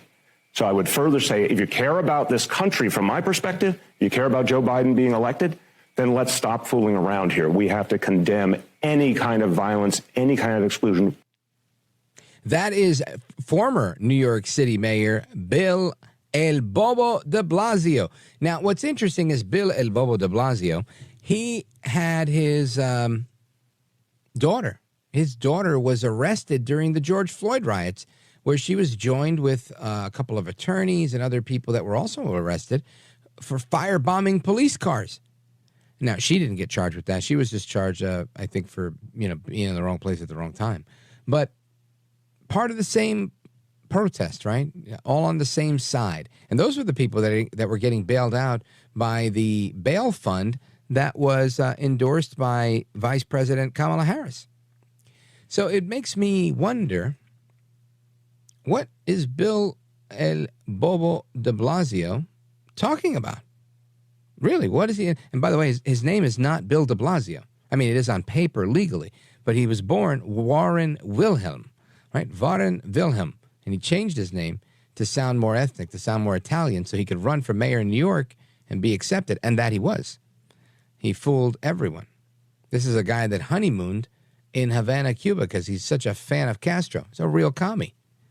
Just like Bernie Sanders, his communist sympathizing grandpa.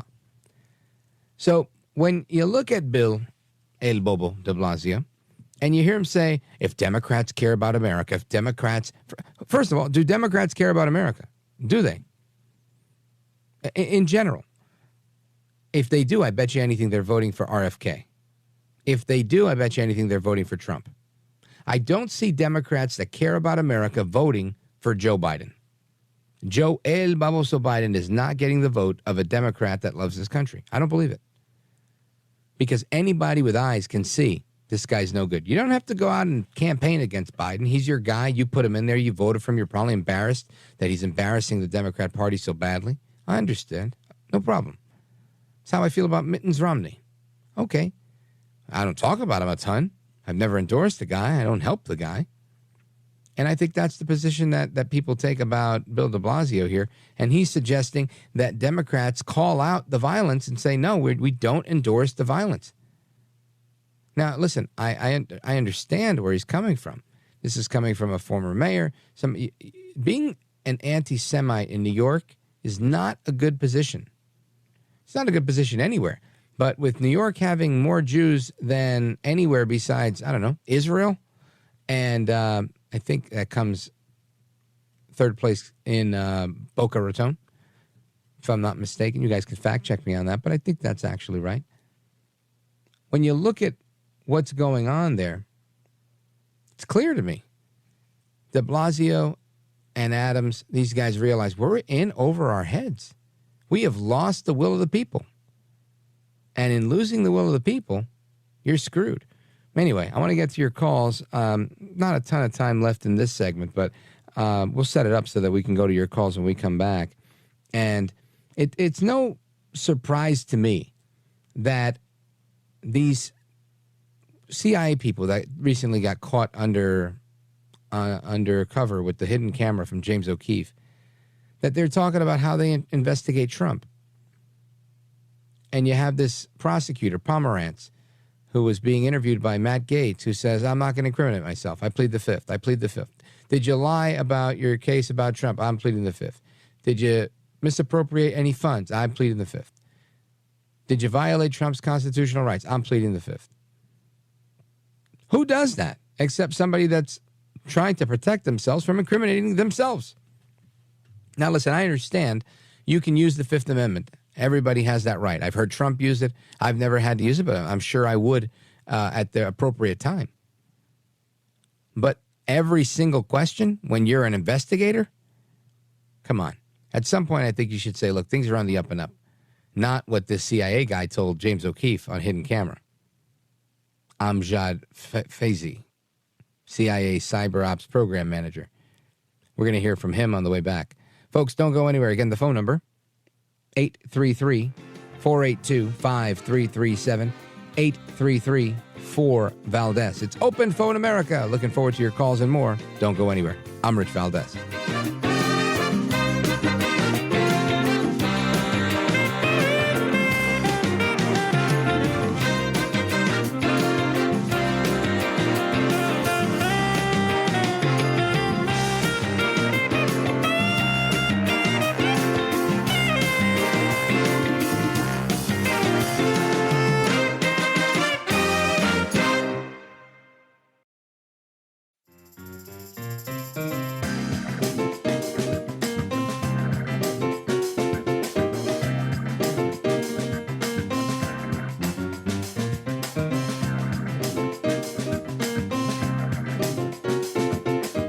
Now, 833-4-VALDEZ. That's 833-482-5337. 833-4-VALDEZ. That's Valdez with an S. All right, America, welcome back, familia. We continue our discussion, and we hit the phones. Let's go to Kansas City, Missouri. Check in with Mary, giving us a call. Mary, go right ahead. Hello, Rich. Say, I'm in my 70s, so I'm old enough to remember the Kent State situation. In fact, I lived about 20 minutes from there, and one of the gals that was shot, I went to high school with her. But that's not why I I called. I called because I think I might have a possible solution to all this stuff. After Kent State, it became necessary for any group, students or citizens in Ohio, to have a permit either from the university, and at that time I was a university student, that's why I know about this, and then if you were going to do it on public property, say in the city square, you had to have a permit from the city. Those permits had to be time limited. You had to state when they would start and when they would end, and that you agreed that you would leave at the time that you designated as the ending. And it had to be approved, and you had to agree that if you violated that permit, that the police would have permission to arrest you. Well, what's interesting, Mary, is I would venture to say that's probably all still true at all of these schools, because none of these schools, at least from the public account that's available in the media, are agreeing to tents, are agreeing to overnight encampment, none of that, right? I think they were all given permits to have a demonstration, and they just started to occupy and to grab these barricades and barricade themselves in and bring in the professionals that had these disclaimer forms that we heard from one of our guests earlier, saying they wanted to know how many times people were arrested and if they needed bail support, should they be arrested. And so they went there fully intending to be arrested, brought in professionals that could disrupt this in a escalated manner. And it doesn't shock me. And interestingly, I think your timing is just impeccable. It's the 3rd of May now, I guess, now that we've passed midnight. And the Kent State shootings were May 4th of 1970. Just an uncanny time. I guess this is the time of year for college campus protests. Mary, thank you for your call. I appreciate it. Big shout out to Kansas City, Missouri, KMA, and I appreciate your thoughts on that one. Let us continue.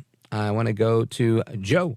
Joe is in Salem, Arkansas. Forgive me.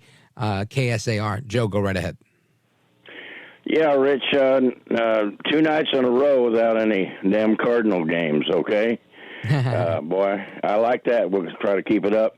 No offense to Mary, but no, I don't go for permits for rights that are we're born with.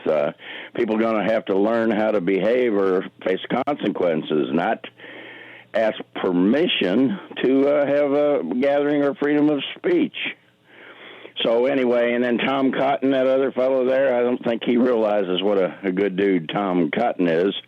We're going to keep him in there because he always makes good decisions. Oh, yeah, he's from your state. Senator of Arkansas, along with John Bozeman. We like them both. And back to last night, you had Marsha Blackburn on. Well, you could have her on. Have you had her on before? I've interviewed her on television before, not on radio. Oh, I hadn't heard her. Okay. Yeah, I like to hear her because I always agree 100% with her solutions on problems. Last night, she was spot on. And then tonight, another one of my favorites, she's a champion, and that is Tulsi. I'd like to see a Trump Gabbard ticket. I think that'd be wonderful. Well, I think there's a lot of people rumoring for that. And, what's interesting, Joe, is that I don't know that I'm sold on that ticket yet. I think I enjoyed my conversation with Tulsi Gabbard. I think I still had some questions. I wish we had a little more time with her. We could find out, why she opted to meet with Bashir al-Assad.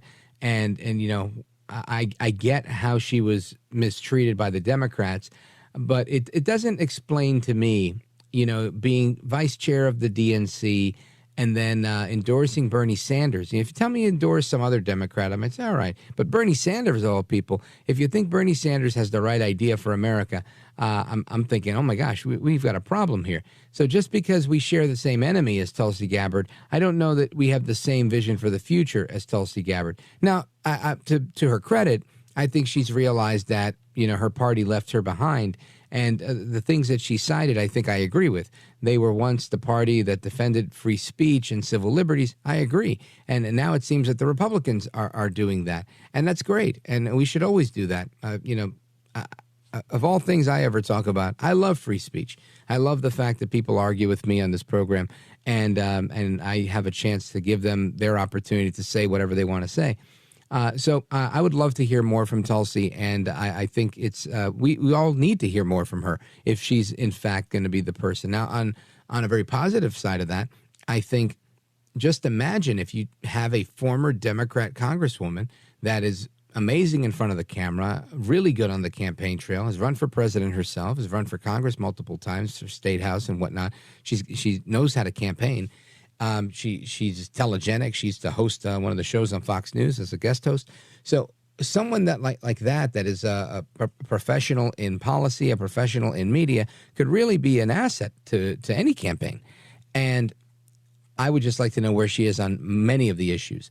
And I think it's a great example for Trump to say, look, I'm running as a Republican. My running mate is a former Democrat, just like so many of you that want to leave the Democrat Party. And it's time to leave the Democrats in the dust. Let's go. And I think that's a great message. So I understand the appeal from that perspective as well. So all things considered, I really enjoyed my conversation with Tulsi Gabbard. And I do believe she has America's best at heart when she says she's willing to die for this country. Joe in Salem, Arkansas, thank you for your call, my brother. I appreciate it. Folks, we're coming right back with the rest of your calls and more. Don't go anywhere. This is America at Night with Rich Valdez. Call now, 833-4-VALDEZ. That's 833-482-5337. 833-4-VALDEZ. That's Valdez with an S.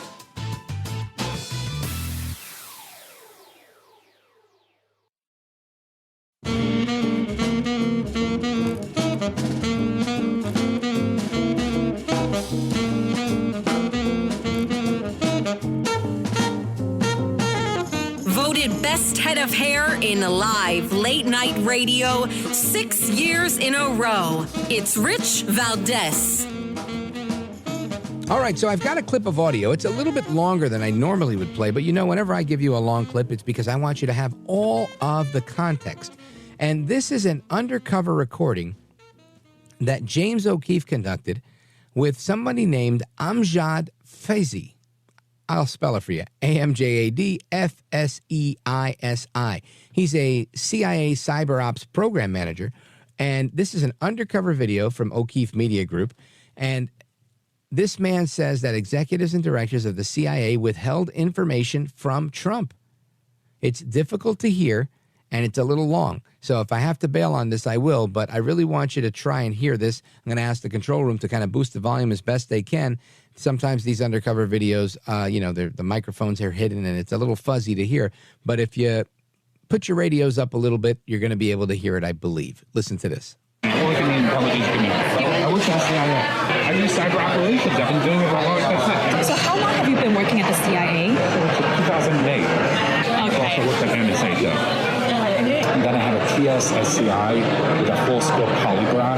That means that I'm fully vetted. Amjad Faizi shows her his CIA identification badge. No, where does it say? Doesn't. Hey, that's the point. That's the point.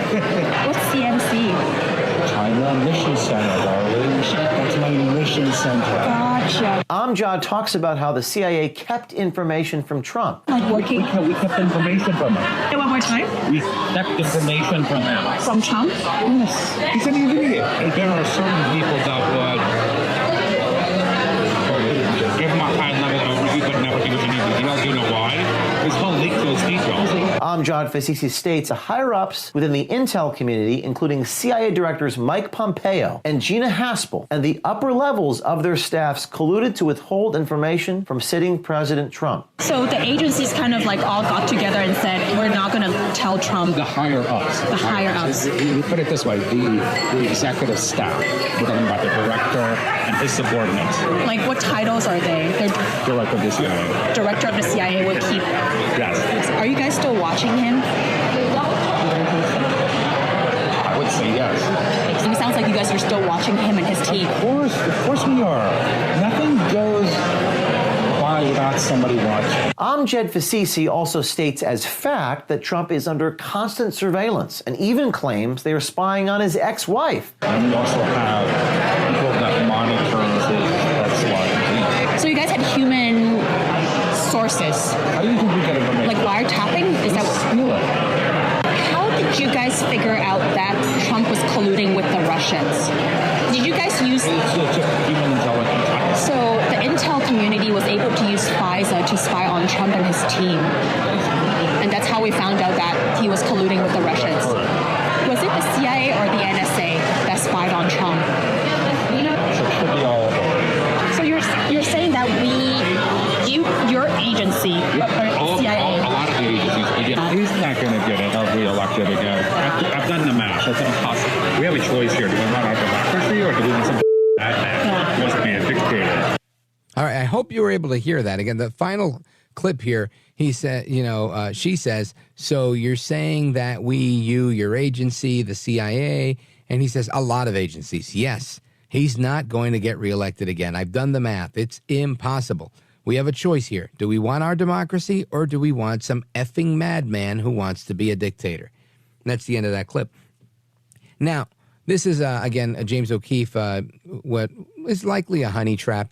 This is the honey trap is very easy. It's easy prey, right? You find out where these guys go for their afternoon cocktail, and some girl meets them, is fascinated by their work. Wow, you're so cool. You're very, buddies up to them, and then they can't help but the diarrhea of the mouth begins, and they go, yeah, well, I work for the NSA, I work for the CSA, I do this and I do that, China Mission Station, and they start bragging and everything.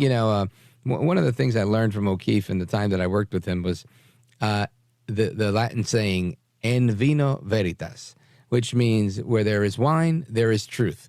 And oftentimes at these happy hours, that's exactly what happens. People have a few drinks, they start feeling cocky, they start to tell you the absolute truth like this guy is, and it comes out. And I'm sure at the end of the day, Mr. Facisi, he will likely say, I was just trying to show off in front of a girl, and I'm just trying to do the right thing here. I was just showing off. There's nothing to do with the federal government's position, et cetera, et cetera. But we have the fly on the wall approach. We know what's going on. We know the truth. When he thinks nobody's watching, that's what he said. Now, what's really interesting about all of this is that O'Keefe picks up the phone and calls El Trompito, Donaldus Magnus, the 45th president of these United States, calls him and says, hey, look, what do you think about this program manager at the CIA doing all of this stuff, saying that you're still under investigation? Listen to this. Mr. President, your reaction to this videotape of the CIA individual talking about how the CIA director has withheld information from you. What's shocking to see how stupid somebody can be. If this guy's for real, you ought to get rid of him. CIA, Central Intelligence Agency, this is not an intelligent guy. To be openly talking to a woman that walks up and starts asking him questions and talking that way. So he may be bragging or showing off to some young lady. I have no idea the conditions under which he spoke, but I'd get rid of him real fast. If he's for real, get rid of him. I agree with President Trump on that one. These aren't the kind of people we need, but lamentably, that's what we have, both an FBI and a CIA that in large part has been corrupted by using what assets they have to maintain their own political power or to conduct political operations on behalf of those that are superior to them. And maybe that's always what's happened and we're just finding out about it now. But whatever the case is, we don't need it. And I can tell you as Americans, we shouldn't want it either. Anyway, folks, we get to the rest of your calls. I see we've got calls from all over the place, from Mississippi, Illinois, and more, New York, Pennsylvania. We're going to get to your calls and more straight ahead. Don't go anywhere. This is America at Night with Rich Valdez.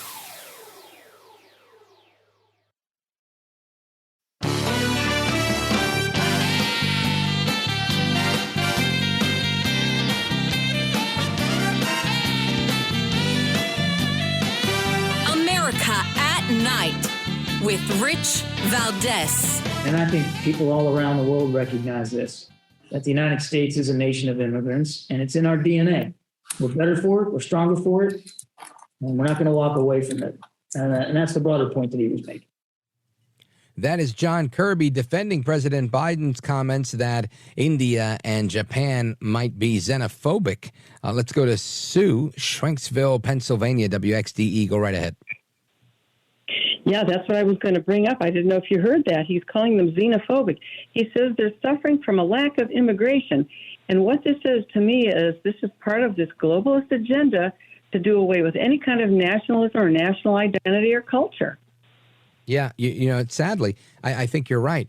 And, this is just one of those things that'll continue to be an issue. Because when I was in Hungary just last week, that's what they were talking about. That is the biggest issue that they face, that and pro-family values. That's what they push hardcore, is they want to keep Hungary Hungary. They don't want to dilute their national identity by forcefully accepting, right? Because it's not like they need to accept immigrants. They're being pushed to accept them by the EU and the UN and others. And they're saying, we don't want this. We don't need this. It's not like we have a shortage of engineers and we need to import them from somewhere else. We're not looking for that. And I think you have to, as a sovereign nation, you have to respect them to say, okay, if you don't want to do that, don't do that. But we're seeing that here. Now, we are a very different country in the United States where people don't all look alike, right? In any of our lifetimes, I think, we might be a majority white nation, a majority Christian nation, but by and large, there's always been Asians here as far as I've been alive. There's always been Jews here. There's always been Muslims and different types of Arab groups here. Everybody, Hispanics, African Americans, you name it. This is a real smorgasbord of the United Nations, our country. So it's very different than Europe, where you're hard-pressed to find people that don't look all the same or share the same national identity. That's just how it is in so much of Europe. So I think that's a unique nuance that we have in America. And not that I'm defending Biden. I think he knows full well what he's saying. He's just, you're right, in the pocket of somebody who's trying to go in that direction of massive immigration and trying to normalize what he's doing here. Sue, thanks for the call. I appreciate the update. Always good to hear from you. Shout out to WXDE. And let us continue. Let's go to Farhan, Vicksburg, Mississippi, WVBG. Go right ahead. Hi, Rich. Welcome. Hello. All right, we're going to put Farhan on hold, and we're going to go to Andrew in Clinton, Illinois, WHOW. It's the speed round. Go quick. Hey, Mr. Valdez, love your show. Thanks again for having me on. I was just curious what you and your listeners might think about President Biden wiping out basically over $6 billion worth of student loan debt for art institutes. Oh, for the AI, right? Art institutes. So, yeah, I think what's happening with art institutes is they got the short end of the stick. They were... During the Bush years, there was a big push, not because of Bush per se, but there was a big push against for-profit schools. And that push continued straight through the Obama years. And they were really big on demonizing any for-profit institution. And SES was a big school. And I think SES or CEC was the operator of the art institutes. And University of Phoenix was a different one. From the Apollo Group, and I worked in that industry, so I know a little bit about this.